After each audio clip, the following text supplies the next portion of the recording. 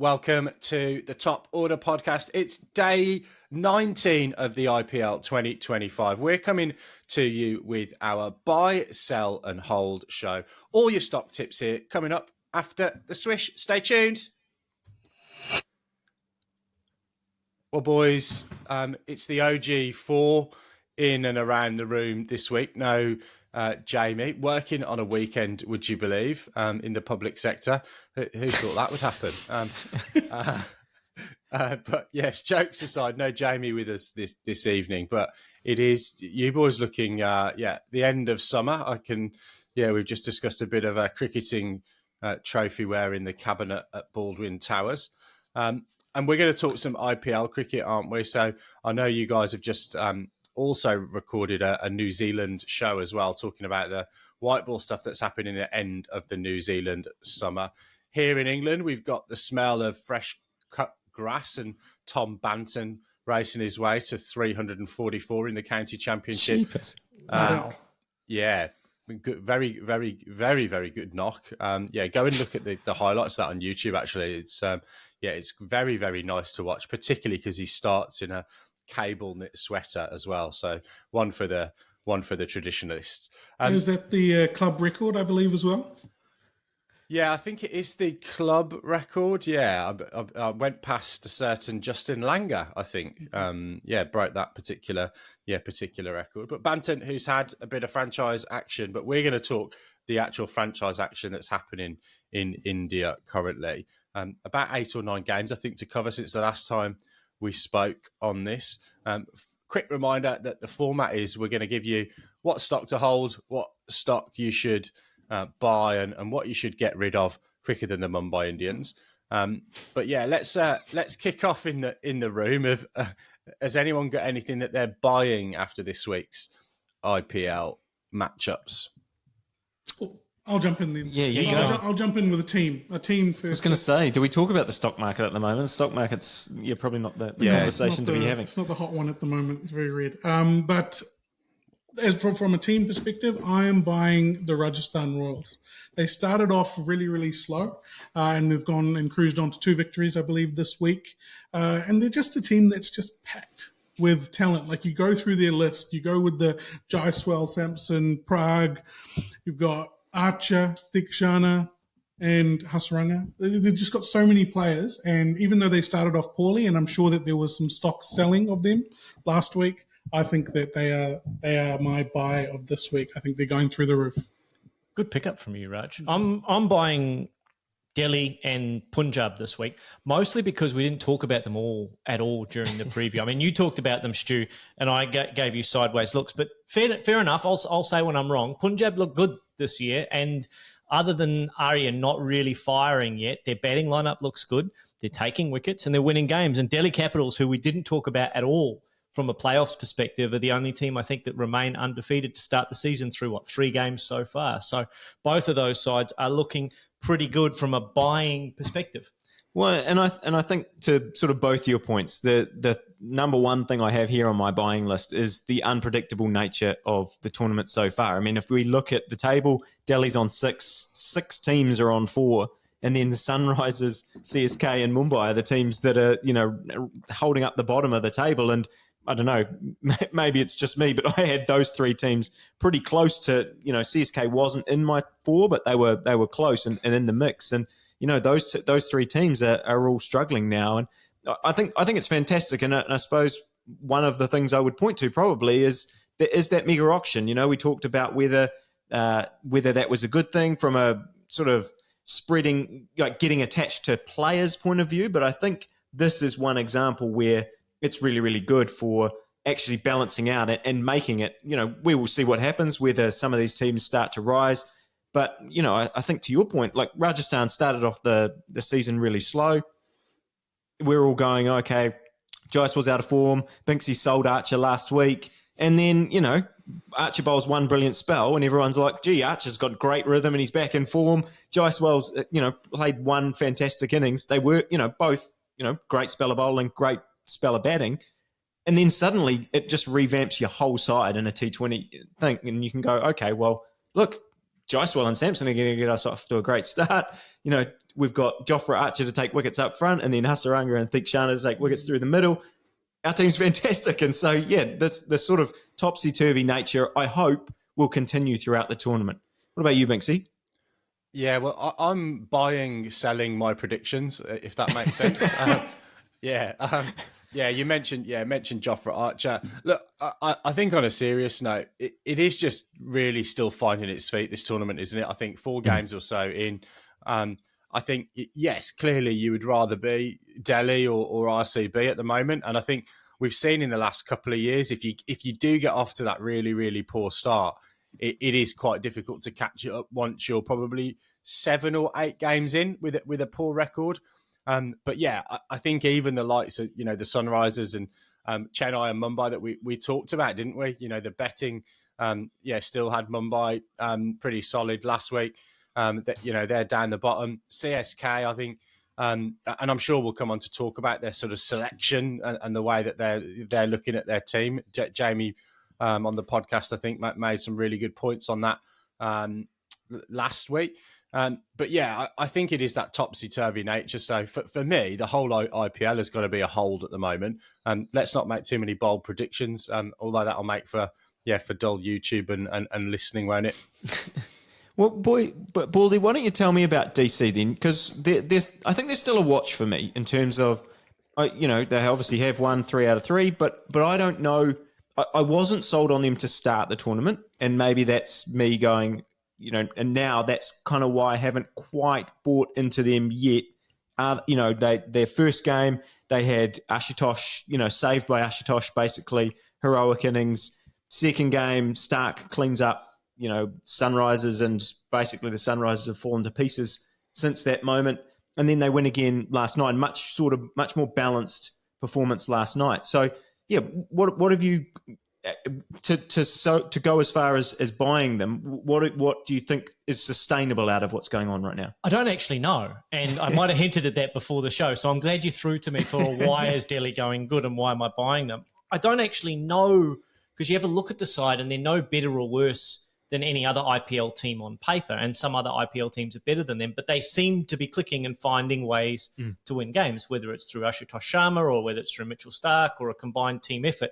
They just seem to be clicking, and that's why I'm buying them. Whereas CSK, brilliant side on paper, clearly aren't clicking, and you can see it on the field. You can see it in the way they go about their cricket, particularly with the batting. 1 wicket here and there, and it seems like they just lose all of their shape and all of their impetus. Momentum has never been more important than it is to CSK at the moment. So, yeah, I don't know why I'm buying Delhi, but I'm buying them because it seems to be coming together for them for no really ostensible reason at the moment. What about CSK? You guys have, a couple of you guys have mentioned them now. I know Raj has got a bit of a sell here that on a CSK team and player perspective that may ruffle a few feathers. But like, what do you think is going on with CSK? Like, they look to have a lineup that can challenge, but it just sort of isn't happening. You mentioned their spin attack, Baldy, in the preview. That hasn't really clicked. Like, I don't know, lots of stuff just isn't clicking right now. And yeah, where are we at with them, and what are their challenges? I think that they've been a long way out of. Like, they have lost games, but I think they haven't actually been in contention to win a lot of these games at all. And they've had a good core for a long time. And I look to the likes of Mahendra Singh Dhoni, which we might talk about a little bit later in the pod. But I feel like there is stuff that's been masked by winning, and they have been winning. And now you're starting to see some of those cracks appear. And I don't know, it's the nature of their losses where they haven't really been in them. That's why I'm sort of ringing or hitting the red button. I'm hitting the red button on CSK. Their batting doesn't look good at the moment. Their top 4 is not firing. And if you look at them seasons past, they've had veteran players come in and have great seasons for them. Rahane had a good season. You go back to Ambati Rayudu's season a few years ago. Guys who came in and batted in the top 4, 3 or 4, that really difficult position in the IPL. They got good seasons out of experienced players. They're not getting anything out of their experienced openers or number 3 at the moment. They're not getting enough from those guys to put them in contention. And, Huda hasn't played well this season so far. As soon as Dubé gets out, it looks like they lose all of their momentum through the middle. So, look, there's which is weird when you've got guys like, Ravi Jadeja and MS Dhoni. They've got so many players on paper, don't they? And I think that Jamie was right in his preseason is that the roles don't look clear for a lot of these guys, right? We've moved Ashwin up and down. We've moved Jadeja up and down.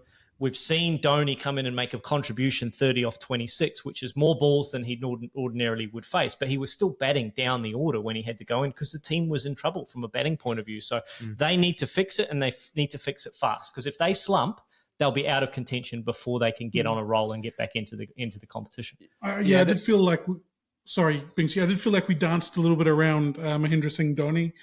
He is on my sell list for this week, which might be a surprise to our long-term listeners and especially Binksy. Look, I just, him batting at number 9 at parts or in one of the games that we played is a bit of a problem for me. When we start hearing Fleming go ahead and say things like he can't bat for long periods of time. And, the last couple of innings that he's played have been towards a runner ball. I know that there was a 30 off 16 a little bit earlier in the tournament, but they didn't need a runner ball in this last game. They needed some fireworks, and it didn't really come. I'm just, I think it's time that there's some hard conversations there. And, I don't know. Look, it'll be hard letting him know that I'm selling him as part of the sort of stock analysis. But, I think that there are some interesting conversations that need to be happening with that team. I think there are interesting conversations, but they also need to be happening with the top 4, because it can't be on MS Dhoni to have to face 25 or 30 balls. He has to be facing 12 to 15 maximum and coming in when there is momentum in the innings. They're not getting any from their top 4 at the moment. I think it's problematic, and that's why they're on my watch list. Yeah, I just want to add, I think you've got to put some scrutiny onto the coaching staff and the analysts, I think. And I know Stu won't be particularly happy with me questioning Stephen Fleming. He's managed to get 2 New Zealanders into the side as well this week as well. But they've used all of their overseas players already in this tournament. So, or 7 overseas players, I think. If that's all of them, then that's the number. Close. Close, yeah. But I think that it just seems puzzled and muddled thinking, I think. To build on Jamie's point, not really knowing that best 11. They don't seem like a team where there'll be too many really big egos. And when I say big egos, there's clearly some big ego. I'm sure that there's some big characters and some big personalities. But Mahendra Singh Dhoni seems like a pretty reasonable dude. I don't think he's saying I must play at all costs, or the same with any of the other players in there, including some of those marquee players like Ravi Jadeja. But I think there has to be a question mark around how do they get the balance of that side. And to Raj's point, if MS Dhoni can only bat for 6 overs effectively, then you can't play him, can you? Because you might be in a position where he needs to bat 13 overs, and then what are you going to do? So I think they've probably got to take a little bit of a look at the coaching staff as well, and figure out what they want to do from a matchups perspective, and probably actually pick for a 3 or 4 game run what they feel is if the lineup that can gel pretty quickly. Otherwise, as you say, they're going to be out of the tournament in 2 weeks' time, aren't they? And find it very, very difficult to get back in.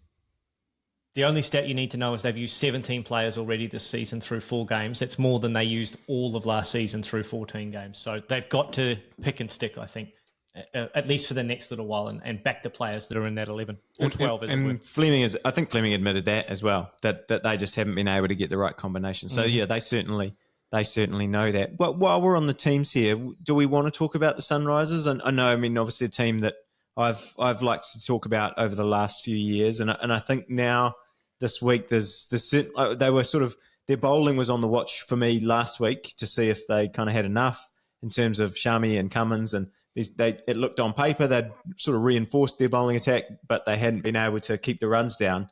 Now the batting's a problem, and they're very much on my watch list now. I will say, before we sort of transition too much to watch, I did love the Kamindu Mendes. I was certainly buying that, the fact that he bowled spin for obviously he's a spinner, so that kind of catches my attention. But to bowl 3 balls left-handed and 3 balls right-handed, I honestly don't know why we don't see this more often. To be quite honest, like with the amount of skill and ability, and I just don't know why we haven't seen more people able to do this. Do you think it's just because it's an unnatural kind of action? I think it's a reasonably rare skill to be able to bowl equally effectively with both arms, Stuart. When we've seen Radhakrishnan, the Tasmanian guy for Australia, do it.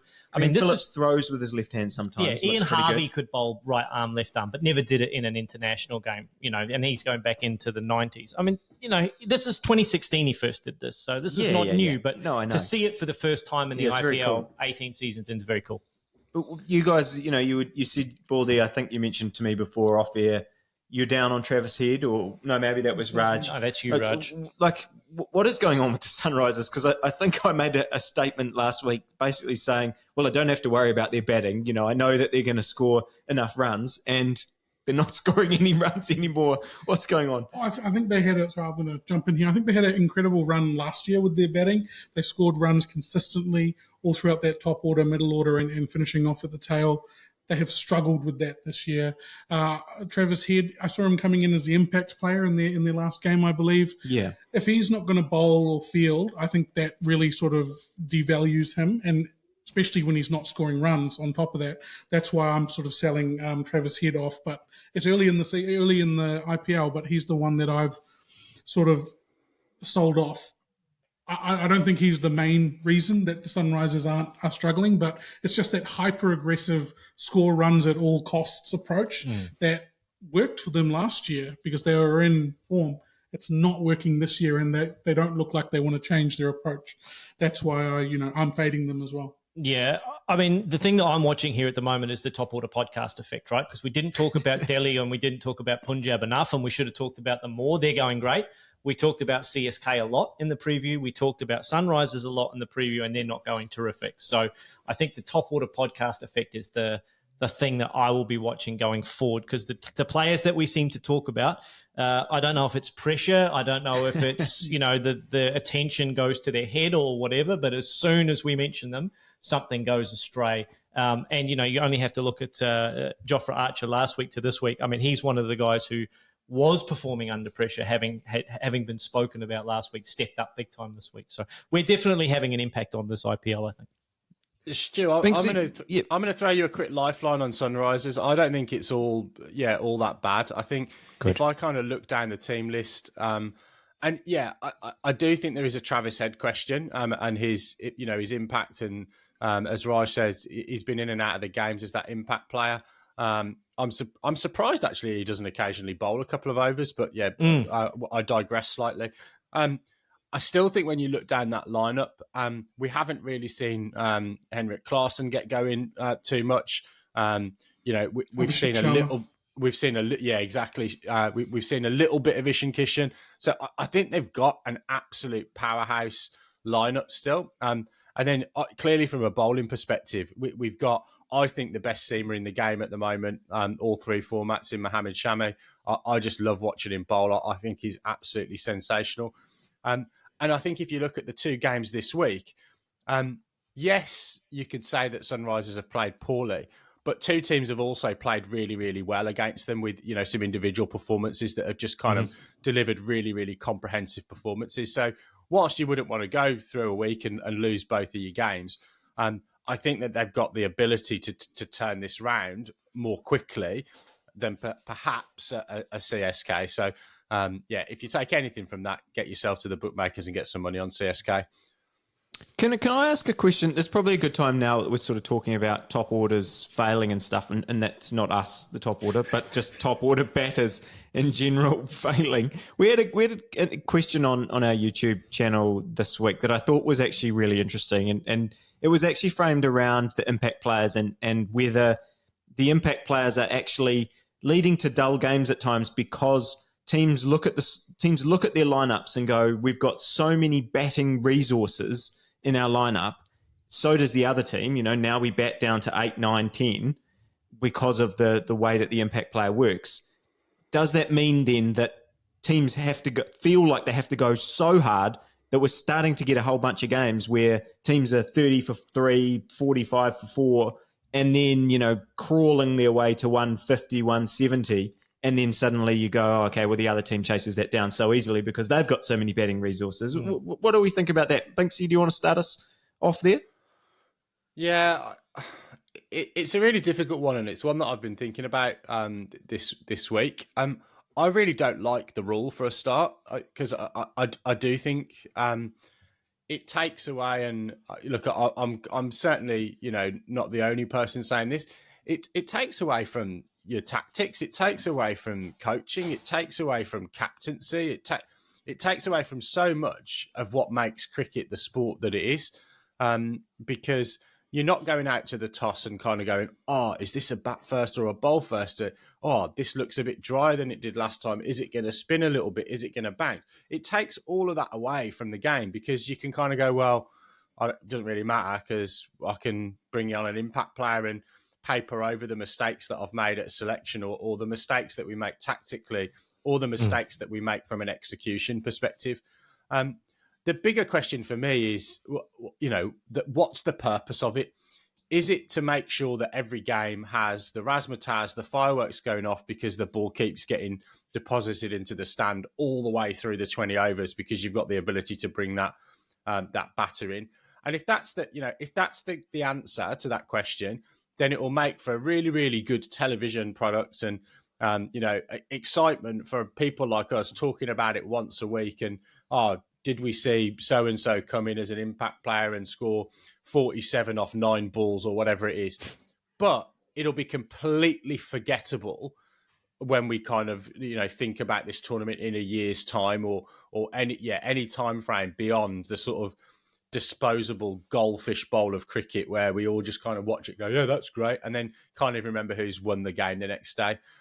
So sorry, I know that's a bit of a rant, but that's my take on the impact sub rule. And I'd be selling it all day and I'd get rid of it. I think it emphasises the risk-reward nature of the power play, though, because last year, as Raj said, Sunrisers went big often because KKR did the same. They nailed the power play. They were 90 or 100 even off those first 6 overs. Travis Head went off, Abhishek went off, and the team was away. But it's risk-reward, right? We saw Hazelwood in the first week of the IPL dismantle his opponents by taking just 2 wickets inside that first power play. And you mentioned 3 for 30, 4 for 40. The game is effectively over then because you've got no resources to go hard in the back end. And I think genuinely there needs to be a conversation about fielding restrictions going forward, because if all of your strategy is just to nail those first 6 overs, and then if that doesn't come off, then you can't get into the game, then, even in a game as short as T20 cricket, you're effectively condensing the excitement into those first 6 overs, right? Yeah. And that's where people are going, okay, we're going to spend all of our energy winning that first 6 overs, and then the rest of it kind of flows on from there. So I think it's a real thing to watch going forward. And it's not just an IPL thing. I think it's a T20 cricket thing and an ODI cricket thing. Is why do we have the power play? What's it there for? And what impact is it having on cricket? Yeah, I actually echo a lot of Binksy and Baldy's reasoning and logic there.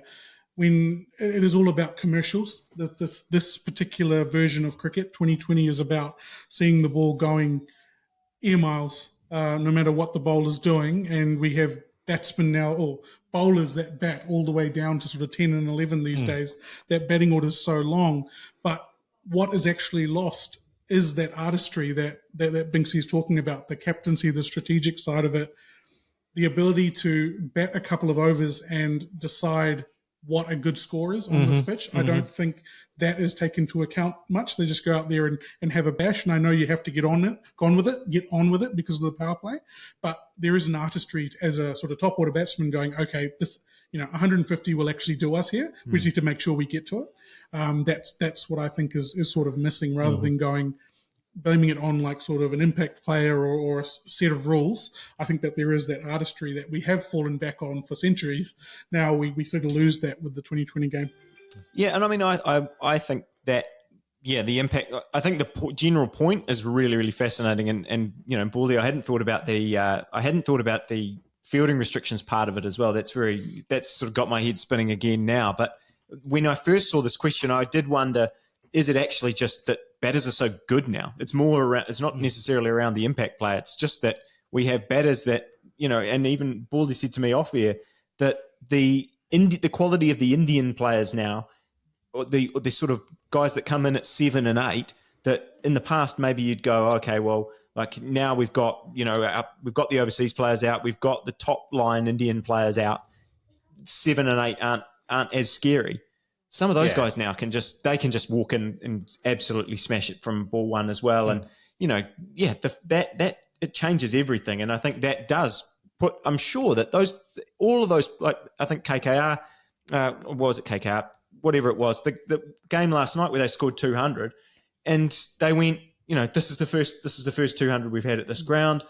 I think that's the score now. Like, I'm sure that every team is going out going, we've got to get 200 today if we're batting first, because everyone in the other team can bat. And if one of them gets going, if Jaiswal gets going, if, whoever it is gets going, we're in trouble and we can't win. So, I don't know. I mean, I think, again, we're probably not going to solve this discussion, but I did think it was a fascinating one to talk about. It's a good point you make. That first 200 was Rajasthan, another good reason to buy them. Rajasthan. Yes. There you go. I've derailed us completely. Binksy, what are you watching? What are you watching for this week? Yeah, I think for me, from a team's perspective, and you kind of mentioned it right at the top, Delhi Caps for me. Look, it's not rocket science. They've won 3 from 3, so yes, they're going quite well. But I think when I kind of look at some of the rationale behind that, I think it's calm heads, and I did want to shout out KL Rahul, because he's been kind of, I don't know what the word is, but we've always kind of been looking at this Indian strength in depth from an international perspective over the last 18 months. And he's always been the one that probably makes the squad, but no one's really talking about him. But I just want to, he's been box office, hasn't he? He's done a number of roles for that Indian team. He's kept wicket when they've needed him to keep wicket. He's batted near the top of the order when they've needed him to do so. He's been in the middle of the order when they've needed him to do so. And if I kind of look at recent performances and the way that he's going, I just think they've got this amazing balance. And I think for me, it is that they've got a really good nucleus of those kind of Indian players that are at the right age, the right stage. They've not got too many guys that are kind of at the end of their careers, if that makes sense. They've got guys that are in their prime, and I think that is showing, and that's why they're at the top of the table. So yes, for me, I'm buying some Delhi Capitals stock. Yeah, I had KL Rahul on my watch list as well, alongside Jake Fraser-McGurk, for different reasons. KL Rahul's on the way up, and I think he's a chronically underrated cricketer. I mean, every time you talk about the Test side, he's the first name to get dropped off the team list, but he was their best player, I think, their best batter in the Border Gavaskar, certainly their most consistent. But I'm also watching Jake Fraser-McGurk. We thought he might have a longer lead with some injuries and such, but I think he's probably on a very short leash now, because we talked about consistency. He's not delivering with consistency for his team. He's not having the same impact that he did last year, where he burst onto the IPL stage, made runs everywhere, terrific strike rate, but he's just not doing the business at the moment. So he's also on my watch list, which I expect him to improve in the next couple of weeks, because I've talked about him. If we're talking about teams on watch list, the one that wasn't really on mine until I got a notification on my way here saying Jasprit Bumrah has been cleared to join the Mumbai Indians. Yeah. I mean, hello. That really got, that's sort of, now I'm laser focused on them. And I mean, whether he plays in this first game back, who knows? But I do feel like he's a guy that can come in, and like we've looked at this, that Mumbai side. We talked about them last week and kind of went, they just look, again, sort of the vibes are all bad. It was what we were saying last week. I do feel like he's such a talisman that he could come in and just change all of that. He's a good vibes guy. You have a look at the difference in that Indian team. Again, I don't want to talk about Test cricket too much in an IPL episode, but the vibes when he was captaining in the Border Gavaskar versus the vibes when he was not captaining were pretty obvious. They were pretty clear to anyone who was watching that tournament. So I think he will be a huge in for Mumbai. Whether or not he is in the same form that he was prior to his injury remains to be seen. But certainly from a vibes perspective and momentum perspective, I think he's going to have a huge impact. I think surely it helps the rest of the team when you're watching a guy and just coming in and cleaning everyone up. That's got to get you going. They've got a guy there, Trent Bolt, who's going in and cleaning everybody up. Yeah, it's not going quite well for those Kiwis in Mumbai, is it? I'm concerned around their batting. It's not a new thing. We've talked about those sort of batsmen that they have. The Rohit Sharmas, the Skies at the top of the order. I feel like Sky looked pretty good. He did look very good, but I feel like if you get him and Rohit Sharma out, there's a lot less to fall back on than some other teams. Mm-hmm. We've talked about, I think you guys talked last week about getting 3 wickets or 4 wickets against Mumbai Indians, and that going a long way to winning. That's the reason I'm a little bit. I have them in my sell section, but I will rescind that. But I do think that they are a team that I'm not expecting massive things from at the moment. I think it was a little bit alarming to see Tilak Varma's innings. I mean, look, he's a quality player. We've seen him score. That was going to be my question to Raj, really, that, he's worried about them losing 3 wickets, but they've got the ability to hook someone and lose a fourth wicket. I'd got that on my, and I think it's only the 3rd or 4th time it's happened. Yes, he couldn't get going, but wow. Imagine that rule in club cricket, fellas. Well, and I mean, especially you do that to someone like him, who, he's an Indian international. He's scored quickfire, T20 hasn't he? I think for India. So I mean, I'm not putting Mitchell Santner down. You're not going to get that from me. But to hook him and say, Mitchell Santner, it's time for you to come in and try and hit, 6 off your first couple of balls. It seemed odd to me that you would do that, but he was really struggling, couldn't get going. So, I don't know. It just, things aren't going that well in the batting lineup. Obviously, Rohit wasn't there. You look at like Jacks and Rickelton, both of them got out in that Mumbai game, lacing one, but hitting it straight to the guy on the boundary. Those balls go for 6. Suddenly we're standing here going, Ryan Rickelton's turned his season around and he's scored 77 off 35 balls and he's going away. So who knows? I mean, the other point I'll make on Bumrah is that he's been there the last few seasons and it hasn't led to them winning games. True. But, I don't think anyone in the world would turn their nose up to Jasprit Bumrah coming back into your side. Are you saying 26 out of the 29 IPL teams would swap their roster for Mumbai Indians? Because I think that's effectively what we're saying, right? Well, look, before we move on, please do drop into the YouTube comments or send us an email, thetopordapodcast@gmail.com, with which of your former club cricket teammates you would like to hook from a batting lineup. Yes. Are you putting your hand up that you'd hook yourself, Baldy? I never bet long enough to get hooked, but I certainly would be hooked if I was 26 off 25. I'd be hooked for sure. Well, join the Patreon and you can find out from us for who we hook from our club cricket careers. Wow, I've got a long list on this little post-it note already. It seems like you want to derail the podcast and just create that list right now, don't it? Seems. Well, mate, I'll tell you what, I'm at the top of the list, but there's a number of other players on it as well. Yeah. Where are we going next? Have we got any other big sells? Raj, is it time to come on and talk about you wanting to sell MSD? I mean, we've covered it a little bit already. I think that he is struggling. Father time catches up with everyone, and even though this is a sort of shorter game of cricket than normal, I think we're sort of getting to that time where we have that discussion. He's still an incredible keeper. I don't know if you've seen some of the work he's done with the gloves. He doesn't seem to be deteriorating at all with those skills, but I think back to the sort of the Dhoni even sort of 3-4 years ago where he was coming in and lacing balls everywhere, only facing 10 balls. And did it last season. Exactly, scoring 20 runs. I don't see that at the moment. I see a Dhoni that's there to farm or turn the strike over and get the other batsman on strike. There's no real place for that, I don't feel like, in 2020 cricket or the IPL at the way it's played at the moment. When we're talking about teams going ahead and scoring 300, we need contributions across everybody, and that might be somewhere where they're lacking currently. I'm the biggest MSD fan that there is in this podcast, but I just think it might be time to have the discussions about that. Can I put another watch list on a wicketkeeper?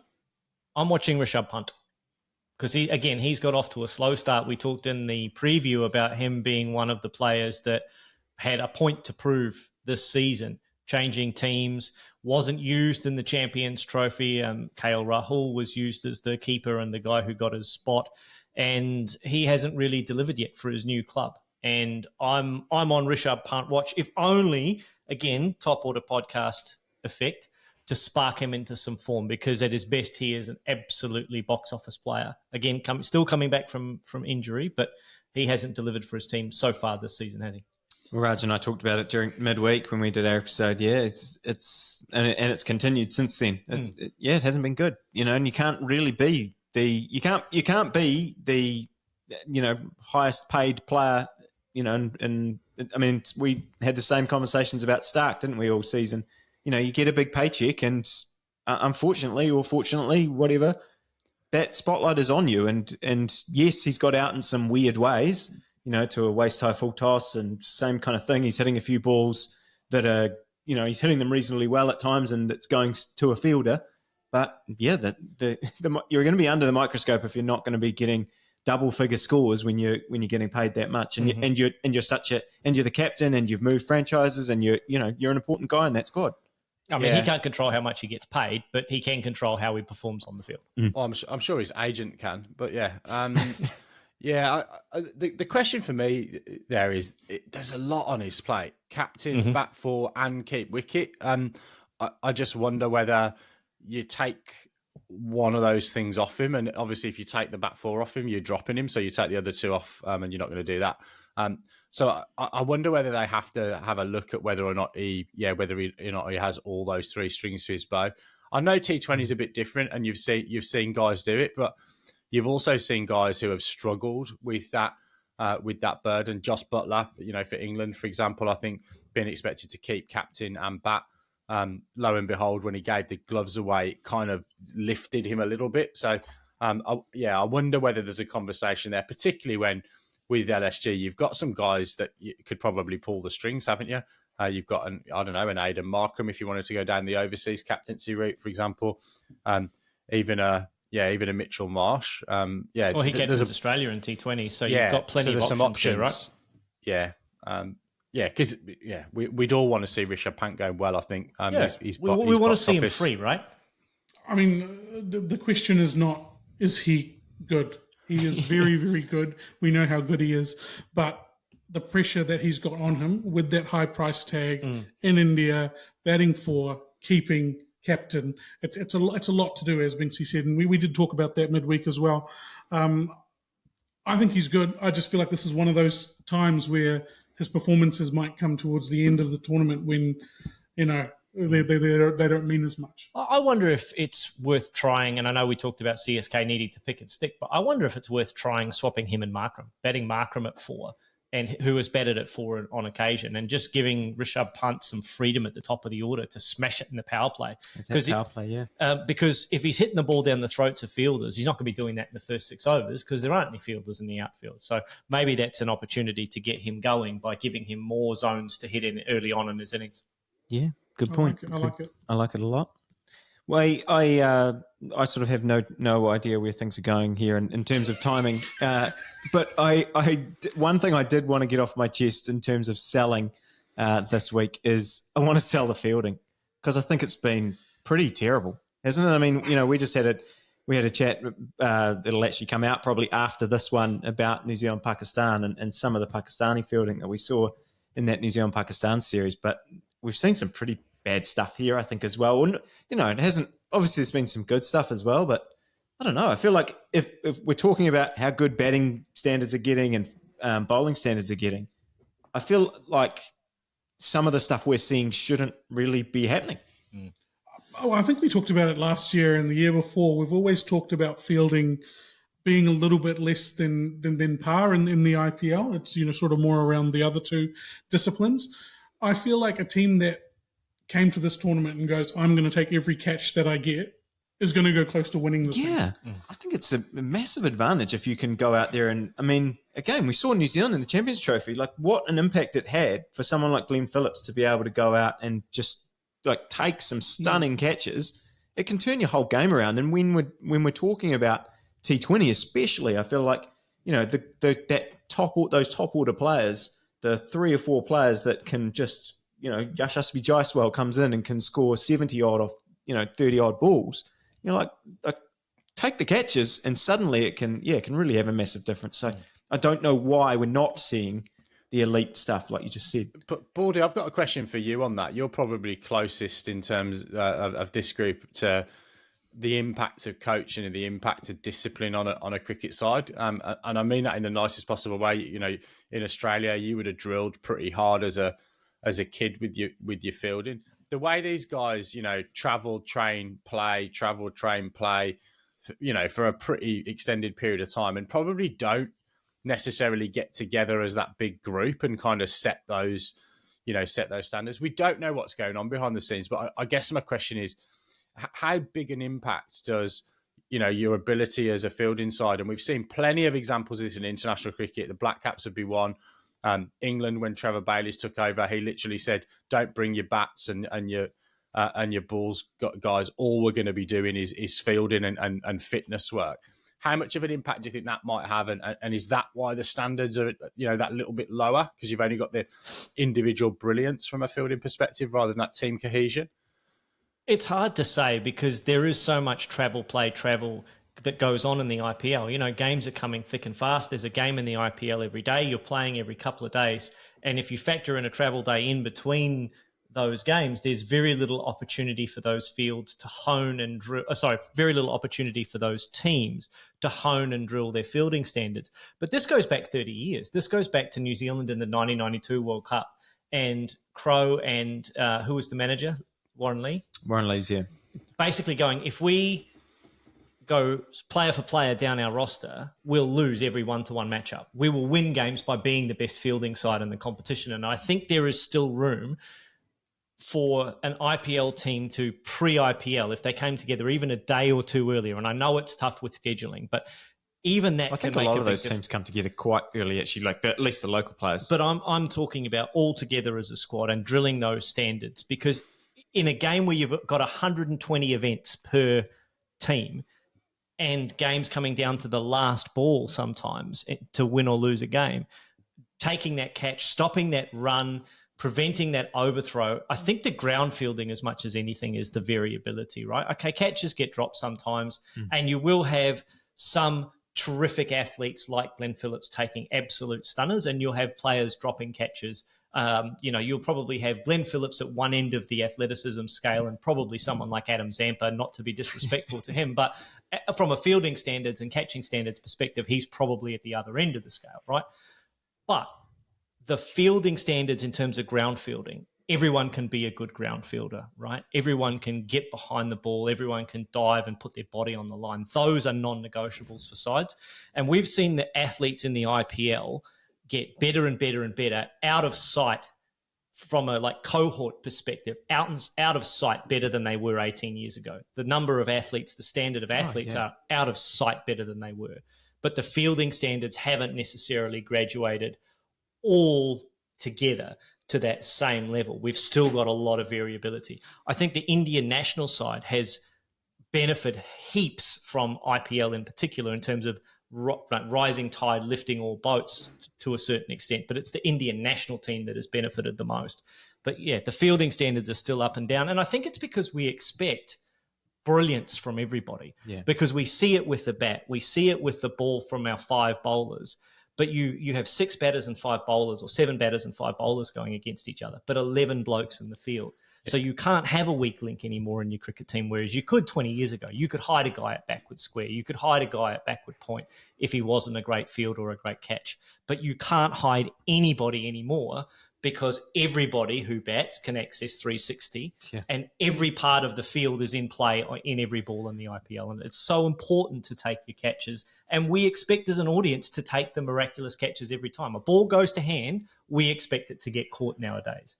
Whereas 10 years ago, I think we only really expect the ones that you get 2 hands to be caught. But nowadays, anytime a player gets hands on the ball, we expect it to be caught, even if it's a full stretch dive. So we expect a lot from our players. Buddy, I think just really quickly, it's also where you're going to get hidden as well as a player. Knowing if you are that guy that's going to get hidden is working on, I am going to get put at 45 up in the circle, in the power play or whenever. I need to get better at the skills required for that. Because, I do think there's that kind of individual responsibility. All very well going and doing your range hitting. But you've probably got to go and do, right, this is the situation I'm going to be in the game from a fielding perspective. Give me 20 catches there, please. Lippy, we're at 45 minutes. Have we got through everything on the list that we should have done? Baldy, Raj, anything else that you want to get? We'll finish with Raj. Just a position that was held last week in the pod around selling the fast bowling. I think that was a good decision at that time. I can live with that decision made last week, but I think what we've seen this week is a real transition to seeing the value that these fast bowlers bring. The ones that I liked particularly this week were Mohammed Siraj. I think he bowled well against Mumbai and he bowled well against RCB. I feel like he's getting a little bit of his mojo back. We talked about midweek. You can say it out loud, Baldy, if you want. Sorry, he's got the fire back, hasn't he? Yeah. And he's bowling over 140, 145 Ks. And when he's taking wickets, got that tail up. He just has that mojo. Jofra Archer's the other one. I know you're saying it's one spell or whatever, but he's actually put in a couple of good performances in that ball he bowled to Arya this morning. It wasn't a great shot. I don't know what Shreyas Iyer was doing a little bit later in the over, but yeah. But it was an absolute peach of a delivery. And the other one I'm buying is Lockie's knuckleball. Oh, how good was that? It's a very biased position to take for Lockie Ferguson. I'll say that proudly, but I think he's bowled well when he's got his opportunities. And that knuckleball he bowled to, it was Jaiswal as well, wasn't it? Was it Jaiswal this morning? Yes. I think it was Jaiswal. The knuckleball he bowled sent the off-stump cartwheeling because they'd watered down the stump holes before putting the stumps in, and it went flying. So, look, I think that there has been some great performances by the fast bowlers this week, and it's led to lower scores, I thought, as well, and across the board. Yeah, there you go. Look, that knuckleball was fantastic. I agree. I would agree that Lockie, I've been very, very impressed. I think we said in our midweek one, he's always been a bowler for me that rhythm's a big thing for him and getting consistent game time. And I hope, he certainly has earned it in these last couple of games. So hopefully we'll see a lot more of him and get a good run because it's fun to watch when he's on fire, isn't he? Absolutely. Well, I think that is just about all we've got time for on the podcast. May our stump holes always be watered on the top order podcast, but we will be. There's nothing sinister about that. Does that mean something else over on that side of the world?